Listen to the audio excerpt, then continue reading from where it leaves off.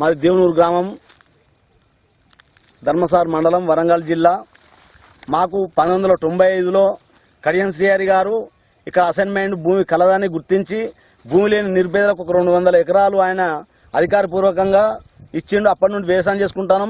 అంతకుముందు ఇక్కడ SC ST వాళ్లకు అదో 200 ఎకరాలు ఆరోగ్యం గారు మినిస్టర్ ఉన్నప్పుడు, ఆయన ఎమ్మెల్యే గారు ఉన్నప్పుడు ఆయన కూడా ఇచ్చిండ్రు.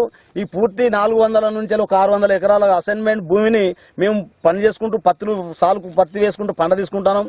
అయితే మాకు పోయిన సంవత్సరం నుంచి ఇక్కడ టెక్స్టైల్ పార్క్ వస్తుంది, ప్రభుత్వం భూమి బాగానే ఉన్నదని రాజకీయ నాయకులు కానీ, ఎమ్మెల్యే గారు కానీ, కలెక్టర్ గారు కానీ వచ్చి చెప్తే మేము సంతోషించడం. మా పిల్లల భవిష్యత్తు బాగుంటుందని మేము దేవునూరు నుంచి కానీ, ముప్పారం, నారాయణగిరి, వేలేరు, పీసరా, ఎర్రబెల్లి నుంచి వెళ్ళి బియ్యానికి పోయినోళ్ళమే, సూరత్ పోయినోళ్ళం, ఆ సోలాపూర్ పోయి వస్త్ర పరిశ్రమలో పనిచేసి వచ్చినాం. కాబట్టి మాకు ఈ పార్క్ మీద అవగాహన ఉన్నది.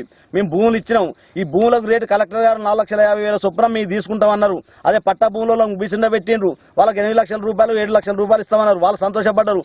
ఒక్కలో ఇద్దరు రైతులకు అవగాహన లేక వాళ్ళకు పూర్తి స్థాయి వీళ్ళ మీద నమ్మకం లేక మేము ఇయ్యమని, మేము అందాకుంటాం, మాకు వ్యవసాయం జీవనాధారం కాబట్టి ఇయ్యనన్నారు. కానీ వాళ్ళకు మళ్ళీ తద్వాత ఏ రాజకీయ నాయకుడు వచ్చి భూములు ఉన్న వాళ్ళని గీసుకుండా పెట్టి మాట్లాడలేదు. ఇప్పుడు టెక్స్టైల్ పార్క్ ఇక్కంచెల్లి గీసుకుండా పోయింది అన్నంతసేపు అట్లా పత్రికలు తెలియదాకా మాకు తెలియదు ఎందుకు పోతున్నది. ఇక్కడ గవర్నమెంట్ భూమిని 4,50,000 ఇంత తక్కువగా ఇస్తుండగా ఇక్కడ అనుకూలమైనటువంటి వాతావరణం, కరెంట్ కానీ, ఇక్కడ నీళ్లు కానీ అనుకూలం ఉన్నటువంటి ప్రదేశంలో టెక్స్టైల్ పార్క్ నిర్మాణించాలని గవర్నమెంట్ సూచించింది.